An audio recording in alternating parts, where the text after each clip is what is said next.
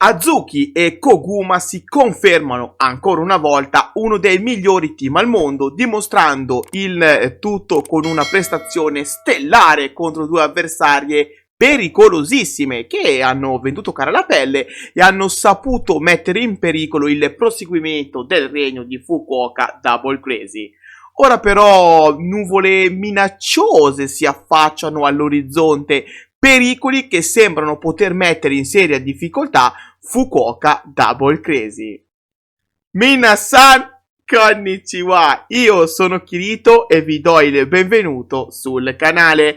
Dunque Azuki e Koguma riescono a difendere con successo per la seconda volta i Goddess of Stardom Titles contro Wingori nell'opener di Stardom The Conversion. Un match strepitoso da parte di tutte e quattro le atlete che riescono a regalarci uno spettacolo unico che conferisce alla battaglia il premio di miglior match della serata.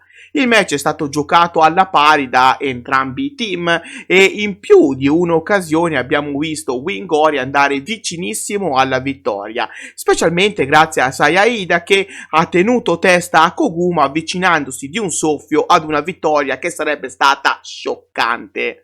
La battaglia tra Fukuoka Double Crazy e Wingori è stata dinamica, divertente da vedere e conferma ciò che ebbe a dire qualche tempo fa, precisamente quando Azuki e Koguma vinsero i Goddess of Stardom Championship lo scorso 5 maggio battendo Crazy Star. Come ormai saprete, sostengo da tempo che Fukuoka Double Crazy siano fantastiche insieme e vederle fare squadra è un piacere per gli occhi. Io guardo il wrestling da più di 20 anni e giuro di non aver mai visto un tag team migliore di loro.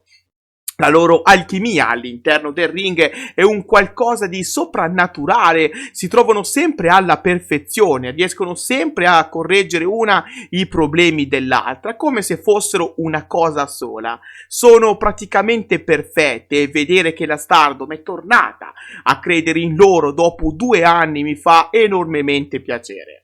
Ogni volta che Fukuoka Double Crazy hanno detenuto i Goddess of Stardom Titles hanno sempre saputo elevarli ad un livello superiore, rendendo i titoli importanti. Questo è l'esempio perfetto di come una campionessa dovrebbe comportarsi quando ha la fortuna di detenere un titolo. E il mio discorso non riguarda la Stardom, ma ben altre federazioni, ma questa però è un'altra storia. Sta di fatto che è giusto complimentarsi anche con Wingori, che sono state delle bellissime avversarie per Azuki e Koguma, sapendo tirar fuori il meglio dalle attuali campionesse.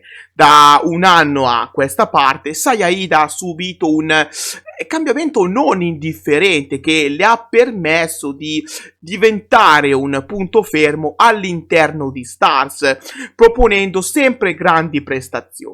Non è da meno Hanan però, sì, perché la giovane leonessa ha un futuro luminoso davanti a sé se continuerà su questa strada, un futuro che potrebbe portarla un domani ad essere riconosciuta come volto della Stardom.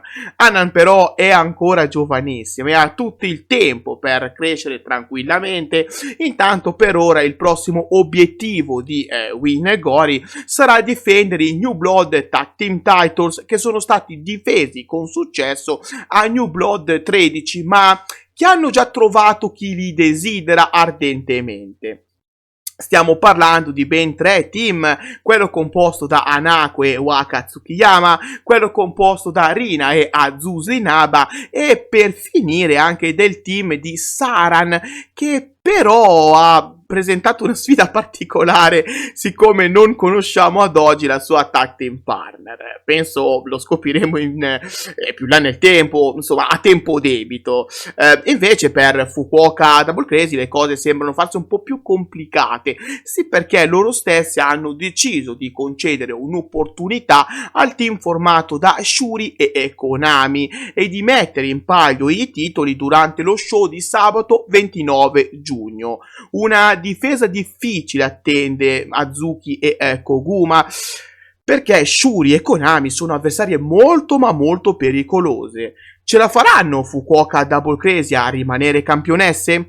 Fatemelo sapere qua sotto nei commenti e già che ci siete lasciate anche un pensiero su quanto successo durante il match di Stardom The Conversion. Voglio conoscere le vostre opinioni sul match in questione, se vi è piaciuto o meno e se siete contenti della riconferma di Fukuoka Double Crazy come Goddess of Stardom Champions.